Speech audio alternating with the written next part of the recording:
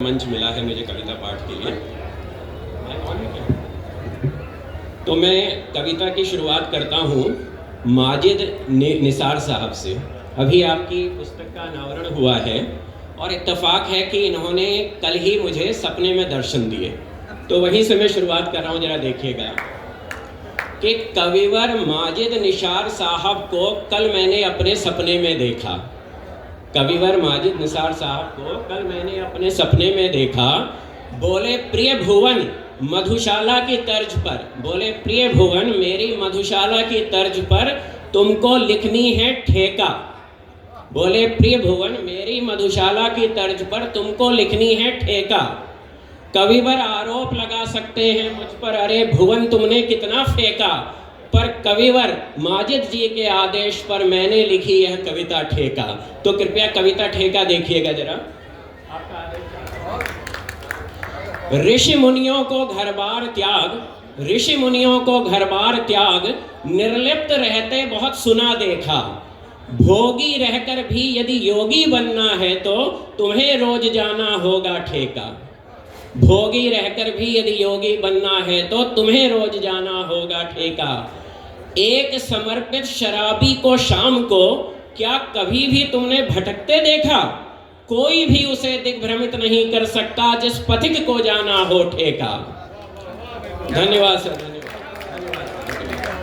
पथ में अप्सराएं भी यदि आ जाएं, क्या मजाल जो उसने इधर उधर देखा। वह वैरागी सभी लालसाओं से दूर है जिसका अडिग लक्ष्य है ठेका।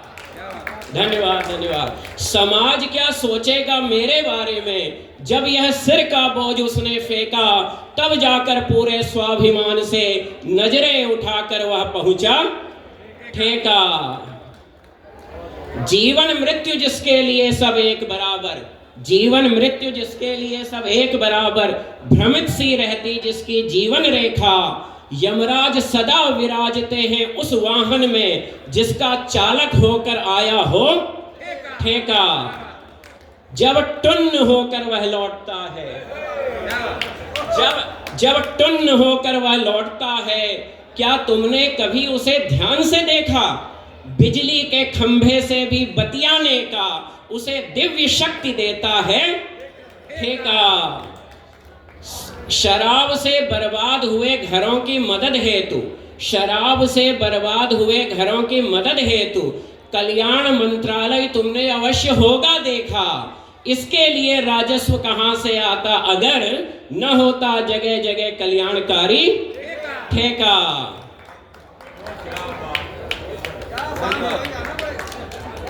आप मोटे मोटे गद्दों में जब सोते हो, आप मोटे मोटे गद्दों में जब सोते हो, हमने उसे नाले के निकट सोते देखा।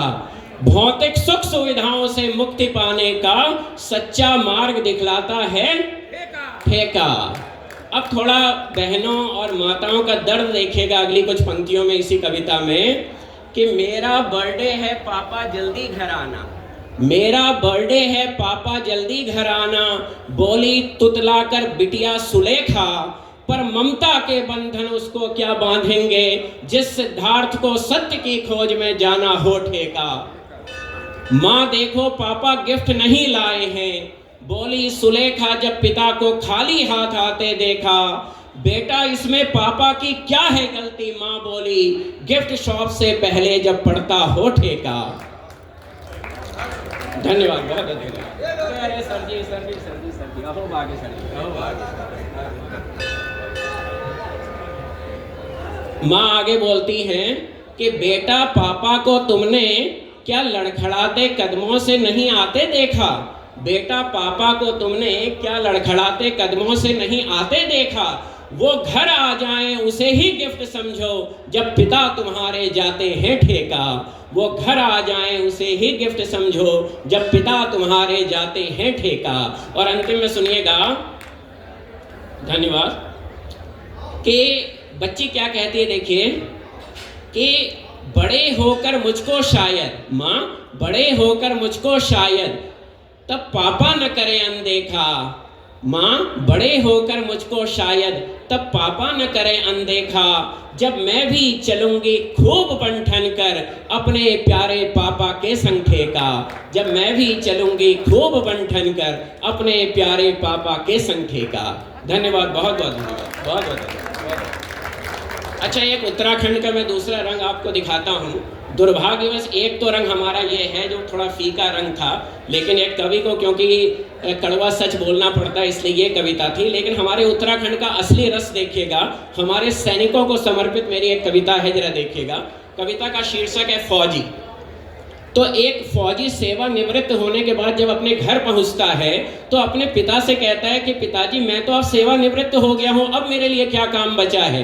तो पिता कहते हैं बेटा अभी तुम्हारे लिए बहुत काम बचा है। तो इसी चीज को इस कविता के माध्यम से सुनिएगा और आप सबका आशीर्वाद चाहता हूं। तो जरा इस कविता के शुरुआत में भारत का भूगोल देखिएगा कि सियाचिन की बर्फीली हवाएं हो या हो जैसलमेर के रेतीले तूफान, गलवान घाटी पर दुश्मन की आंखें हो या हो अरब सागर में आते उफान, ये सभी ताकतें बौनी हो जाती थी, देखती थी जब उस फौजी का संकल्प दुश्मनों को भागने या गोली खाने का, वो देता था केवल ये दो ही विकल्प। वो फौजी जब सीमा पर तैनात था उसकी छाती चौड़ी रहती थी, भारत को छलने वाली ताकतों को बंदूक की गोलियां छलनी करती थी।